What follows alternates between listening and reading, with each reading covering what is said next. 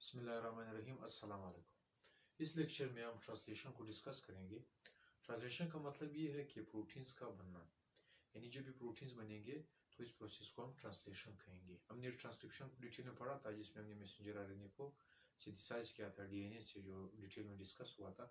तो ट्रांसलेशन में सबसे पहले हमें क्या करना है, अमाइनो एसिड को एक्टिवेट करना है। अमाइनो एसिड जो साइटोप्लाज्म में इनएक्टिवेटेड फॉर्म में पाए जाते हैं, तो अमाइनो एसिड को एक्टिवेट करने के लिए हमें एटीपी की जरूरत पड़ती है।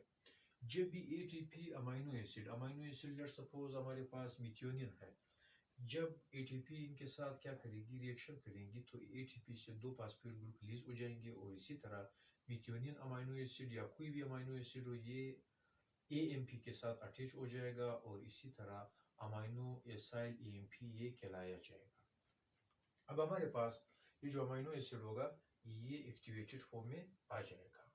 जब ये एक्टिवेटेड फॉर्म में आ जाएगा, फिर एक एंजाइम आएगा, and this enzyme is called amino acyl transfer RNA synthase. यानी ये जो amino acyl transfer RNA synthase होगा, ये क्या करेगा, ये ट्रांसफर आरएनए और इसी तरह एक्टिवेटेड अमाइनो एसिड जिसके साथ एएमपी अटैच है, उनको अपने साथ अटैच करवाएगा या उनको एक साथ करेगा और उनको एक साथ कंबाइन करेगा। नाउ ट्रांसफर आरएनए एंड इसी तरह अमाइनो एसिड जो आपस में कंबाइन हो गए हैं, और ये जो अमाइनो एसिड है ये ट्रांसफर आरएनए में इस तरह इसके 3 एंड के साथ अटैच हो गया है। ये हमारे पास अब ट्रांसफर आरएनए है, जिसका ट्रांसफर आरएनए इसका 5 एंड होगा और इसी तरह इसका 3 एंड होगा। 3 एंड के साथ अमाइनो एसिड अब अटैच हो गया है। इसके बाद फिर हमें क्या करना है, इनिशिएशन करना है, यानी जब भी इनिशिएशन से पहले जब भी अमाइनो एसिड यानी लेट्स सपोज मिथ्योनिन हो, ये ट्रांसफर आरएनए के साथ अटैच हो जाए, तो इससे जो एएमपी होगा ये रिलीज हो जाएगा। और इसी तरह वंस अगेन ये कौन सा एंजाइम ट्रांसफर आरएनए और इसी तरह अमाइनो एसिड को अटैच करवाएगा, this is amino acyl transfer RNA synthase. तो इसके बाद इनिशिएशन को देखते हैं। इनिशिएशन में क्या होगा कि मैसेंजर आरएनए आएगा फ्रॉम 5 to 3 एंड, और इसी तरह जब मैसेंजर आरएनए के साथ राइबोसोम का स्मॉल सब यूनिट अटैच हो जाए with the help of initiation factors, यानी ये जो स्मॉल सब यूनिट है राइबोसोम का, इस पर इनिशिएशन फैक्टर्स मौजूद है, और इसके जरिए फिर ये जो स्मॉल सब यूनिट राइबोसोम का होगा ये मैसेंजर आरएनए के साथ अटैच हो जाएगा।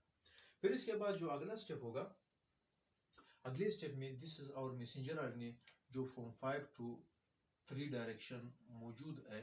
तो इसके साथ अब हमने क्या करना है, अब हमने ट्रांसफर आरएनए को अटैच करवाना है जिस पर अमाइनो एसिड भी मौजूद है, और वो अमाइनो एसिड कौन सा था, वो मिथ्योनिन था।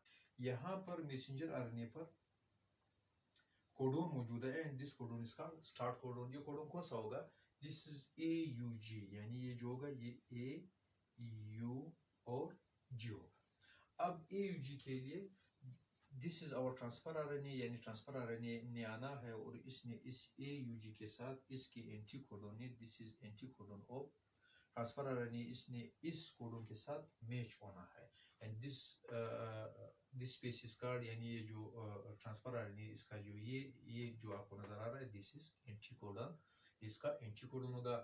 ये जो एंटी कोडोन होगा, फिर हमारे पास जो स्टार्ट कोडोन है मैसेंजर आरएनए पे, दिस AUG, और इसी तरह जो ट्रांसफर आरएनए पर होगा उस पर जो एंटी कोडोन होगा, दिस इज UAC, यानी ये हमारे पास होगा UAC जो इस कोडोन के साथ मैच करेगा। अगर ये अमाइनो एसिड प्रोकैरियोट में मौजूद हो तो इसको हम फिर एन फॉर्माइल मिथ्योनिन कहेंगे, यानी अमाइनो एसिड के साथ एन फॉर्माइल ग्रुप भी अटैच है। So this called an formyl methionine in prokaryote. अगर यूकैरियोट हो तो ये जस्ट मिथ्योनिन अमाइनो एसिड ही होगा। तो ट्रांसफर आरएनए और इसी तरह इसके साथ जो अमाइनो एसिड अटैच है, ये मैसेंजर आरएनए के साथ आकर लग जाएगा। जब लग जाएगा तो ये जो प्रोसेस होगा ये कौन करवाएगा, this once again in enzyme, and this enzyme is called initiation factor, और ये इनिशिएशन फैक्टर्स होंगे जो इस ट्रांसफर आरएनए को जिसके साथ अमाइनो एसिड अटैच इसको मैसेंजर आरएनए के साथ अटैच करवाएंगे। और एट द सेम टाइम, और ये जो इनिशिएशन फैक्टर होंगे ये कौन से होंगे, these initiation factors are initiation factors type 2। At the same time जो लार्जर सब यूनिट होगा राइबोसोम का, वो भी आ जाएगा एनर्जी के जरिए। वो एनर्जी कौन प्रोवाइड कराएगा? This is GTP. जीटीपी जो होगा वो उसकी ब्रेकडाउन हो जाएगी और इसी तरह वो कन्वर्ट हो जाएगा जीडीपी और इसी तरह पीआई में। और ये जो लार्जर सब यूनिट होगा वो फिर आकर इस ट्रांसफर आरएनए पर यहाँ पर यानी इस मैसेंजर आरएनए के साथ ये भी अटैच हो जाएगा और फिर हमारे पास ये शेप आएगा। यानी अब यहाँ पर लार्जर सब यूनिट भी मौजूद है, इसी तरह स्मॉलर सब यूनिट भी मौजूद है और ट्रांसफर आरएनए जो है वो लार्जर सब यूनिट में मौजूद है। लार्जर सब यूनिट के जो है उसके फिर 3 साइट है। वन इज ए साइट, यानी ये जो होगा ये ए साइट होगा और इसी तरह एक पी साइट होगा और इसी तरह एक ई साइट होगा। तो ये जो अमाइनो एसिड ट्रांसफर आरएनए होगा जिस पर अमाइनो एसिड मिथ्योनिन मौजूद है, वो यहाँ पर आकर इधर ये मौजूद होगा। सो ये जो पी साइट है इस पर ट्रांसफर आरएनए अब मौजूद हुआ। कौन सा transfer RNA? This transfer RNA.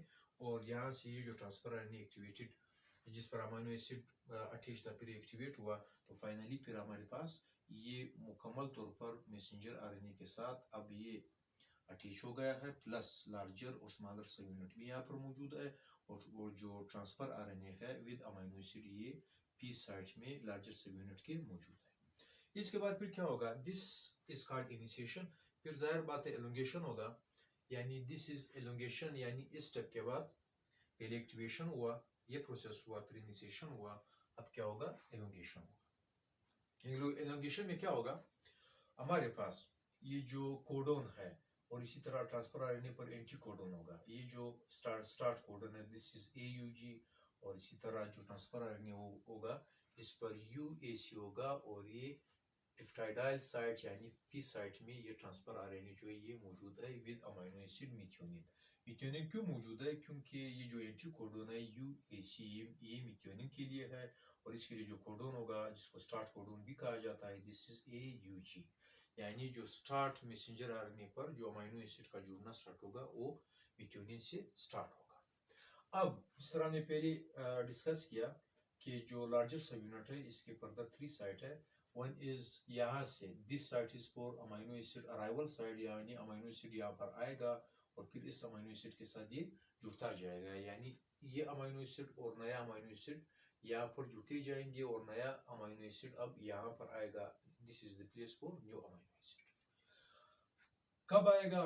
जब ये कोडोन यानी मैसेंजर आरएनए पर लेट सपोज हमारे पास कोडोन है AUA और AUA जो है ये अमीनो एसिड आइसोल्यूसिन के लिए है। सो अब क्या होगा कि आइसोल्यूसिन आएगा। किस तरह आएगा? इसके लिए भी एक प्रोसेस होगा। वो प्रोसेस क्या होगा? लेट सपोज हमारे पास आइसोल्यूसिन है, इसके पास एक इलोंगेशन फैक्टर टाइप 1 आया हुआ है और इसके साथ अटैच हो गया है। तो ये जो आइसोल्यूसिन होगा ये ट्रांसफर आरएनए के साथ अटैच हुआ और ट्रांसफर आरएनए का जो एंटी कोडोन होगा वो होगा UAU, यानी AUAU होगा जो इस AUA के साथ मैच कर पाएगा। तो यहाँ पर मुकम्मल तौर पर ट्रांसफर आरएनए जो है वो आइसोल्यूसिन के साथ आया हुआ है। This is amino acid isoleucine, this transfer RNA और इसका एंटी कोडोन है दैट इज UAU और AUA is codon on messenger RNA. So anti codon UAU जो है वो AUA यानी कोडोन के साथ जो मैसेंजर आरएनए पर है इसके साथ ये मैच हो चुका है और इसी तरह अब ये जो अमीनो एसिड होगा दिस इज आइसोल्यूसिन। इसके बाद फिर क्या होगा? इस अमीनो एसिड और इस अमीनो एसिड ने यानी मिथ्योनिन ने और आइसोल्यूसिन ने आपस में क्या होना है? इन्होंने जुड़ना है। किस तरह जुड़ेंगे? इसके लिए फिर हमने एक एंजाइम लाना होगा। दिस इज पेप्टाइडाइल ट्रांसफरेज, यानी जो पेप्टाइडाइल ट्रांसफरेज होगा ये इस और इस अमीनो एसिड को जोड़ देगा। कहाँ पर जोड़ेगा? इसको अमीनो एसाइल साइट में यानी इस साइट में जोड़ देगा, इस साइट में ये जोड़ देगा। किस तरह जोड़ेगा? This is our amino acid isoleucine जो ट्रांसफर आरएनए के साथ अटैच है। ये आइसोल्यूसिन का कार्बोक्सिल एंड है और इसी तरह ये जो है इसका अमीनो एंड है। अब क्या होगा? और ये हमारे पास मिथ्योनिन है जो कि पी साइड में मौजूद है, ये इसका एन साइट है और इसी तरह ये इसका कार्बोक्सिल साइट है यानी अमीनो साइट है और दिस इज कार्बोक्सिल साइट। अब क्या होगा? आइसोल्यूसिन का जो अमीनो ग्रुप होगा वो इसके कार्बोक्सिल ग्रुप के साथ रिएक्शन कर लेगा और जब रिएक्शन करेगा ये मिथ्योनिन यहाँ से शिफ्ट हो जाएगा और ये यहाँ पर अटैच हो जाएगा, यानी नाउ एयर इज मिथ्योनिन, यानी दूसरा अमाइनो एसिड यहाँ पर मिथ्योनिन आ गया है जो आइसोल्यूसिन के साथ इसके एन टर्मिनल के जरिए और इसका सी जो टर्मिनल था इनके जरिए आपस में ये जुड़ गए। तो जब ये जुड़ जाएंगे तो इसका ये सी टर्मिनल था, ये यहाँ पर ऊपर आया मिथ्योनिन का, यहाँ पर सी टर्मिनल होगा और मिथ्योनिन जो है ना आइसोल्यूसिन के साथ अटैच हो गया है। सो दिस इज दैट, ये जो अटैचमेंट है वो ये है। ये जो अमाइनो एसिड होगा this is amino acid and this is methionine, और इसी तरह ये भी अमाइनो एसिड है, दिस आइसोल्यूसिन। अब ये अभी तक इस साइट में मौजूद है। अब इन्होंने क्या करना है, इन दोनों ने, यानी ये जो दो अमाइनो एसिड है और ये जो ट्रांसफर आरएनए है, इसने शिफ्ट होना है इस साइट में, and this is P site, यानी पेप्टाइडाइल साइट। किस तरह ये होंगे, इसके लिए वंस अगेन हमारे पास एनर्जी की जरूरत है और इसी तरह एलोंगेशन फैक्टर की जरूरत है। सो जो हमारे पास एलोंगेशन फैक्टर होगा, एलोंगेशन फैक्टर कौन सा होगा, this is type 2, elongation factor type 2, और जीटीपी जो होगा वो एनर्जी प्रोवाइड करेगा, this is elongation factor type 2, and GTP जो होगा वो एनर्जी प्रोवाइड कराएगा, और फाइनली जीटीपी जो होगा वो जीडीपी और पीआई में कन्वर्ट हो जाएगा। और ये जो ट्रांसफर होगा, transfer RNA plus methionine isoleucine, इसका अगर इस साइट में ट्रांसफर करवाना हो, दिस प्रोसेस का ट्रांसलोकेशन, इसको फिर हम ट्रांसलोकेशन कहेंगे।